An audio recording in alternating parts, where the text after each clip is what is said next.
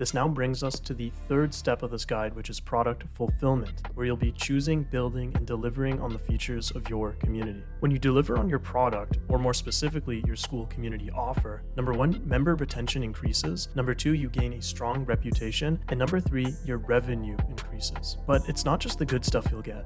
By delivering on your school community's promise or offer, you'll also avoid member dissatisfaction, reputation damage, and revenue loss. And so, to get all the good stuff while avoiding the bad, here's what you do. Number one, make promises you can keep. Number two, prioritize fulfilling high leverage community features only. And number three, have members fulfill themselves. And we'll talk about all these points starting now. Starting off with making promises that you can keep. One of the easiest ways of keeping promises to your members is to simply promise less features in your school community. I realize the importance of providing less, but fulfilling more deeply on a core few features when I started working with my YouTuber client, Cal. When we launched his first school community, we had promised the imminent creation of 2 courses. The founding members were excited, and so were we at the idea of delivering on these projects. And these were the 2 courses that we worked on. We got started on them with the expectation that they would take no more than a couple of weeks to build out. After all, what is a course if not several hours of content that can be recorded in a day or 2, we thought. And boy, were we wrong. Because of the heavy research involved in course production,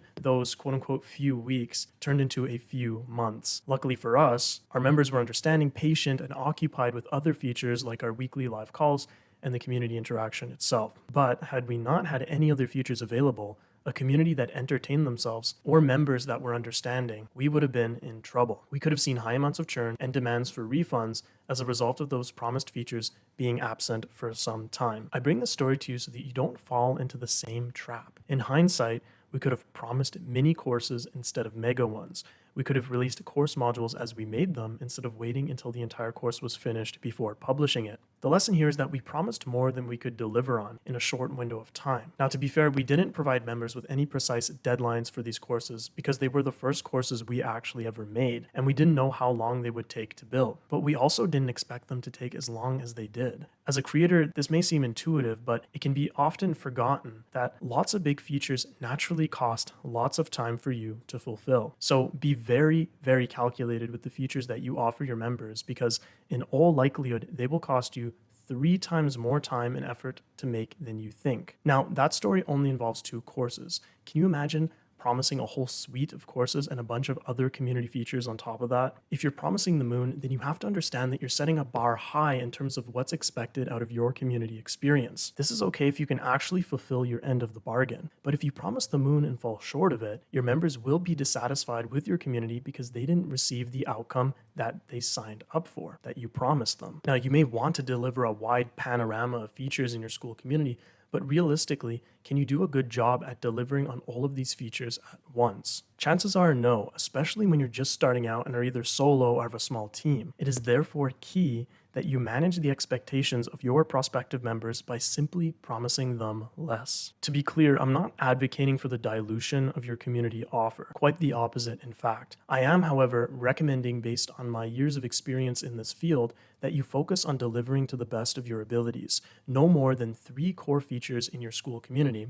And I'll share some examples of what this could look like. At the time of this recording, I'm the community builder and admin in 5 school communities. And here's what these communities promise as of now. So I manage a community called Legion, and Legion promises 1 challenge every month. And you can see the challenge category here with the challenge posts made by the owner, a members map to facilitate in real life meetups, and 3 courses that we actually already had on hand. These were already created before we had created the Legion community. So it was just a matter of copying and pasting the links and videos into this new school community that is Legion today. There's another community that I manage called Crusade, and Crusade promises accountability in a cohort setting. And here's what some members have to say about the accountability: access to a coach, and measurable increases in a select few performance and health metrics over the course of 110 days. And so you could see someone's results after that period of time. Otherwise, I manage another community called KCC, which promises live calls, and you can see all the recordings and workshops here, a private invite-only community, and hosts courses, which are the same 3 as in Legion. And this is where we had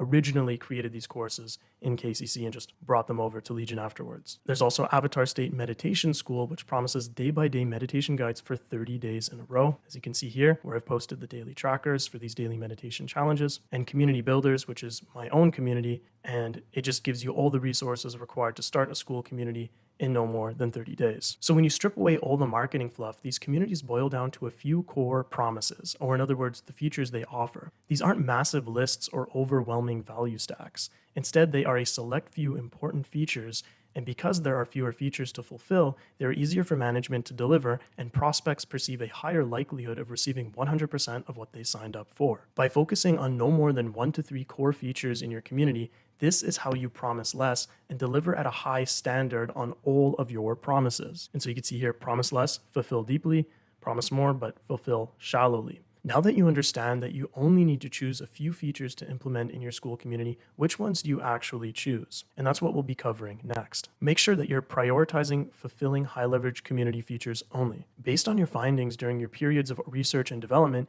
you should have a concrete idea of what features the majority of your audience wants to experience in your Skool community. It is now your responsibility to triage through these recommendations to see which features are worth building in your Skool community and which aren't. I'm reluctant to provide any specific examples of what features you should build because these will depend heavily on the inclinations and desires of your particular audience, or more aptly, the avatar that you're serving. That is to say that one YouTuber's audience may want a series of courses, whereas another YouTuber's audience may want a challenge or a series of live calls. Again, if you're starting a Skool, I put my affiliate link in the pinned comment as well as the description of this video. If you use it, I'll send you my launch checklist and you'll be able to book a free setup consult with me.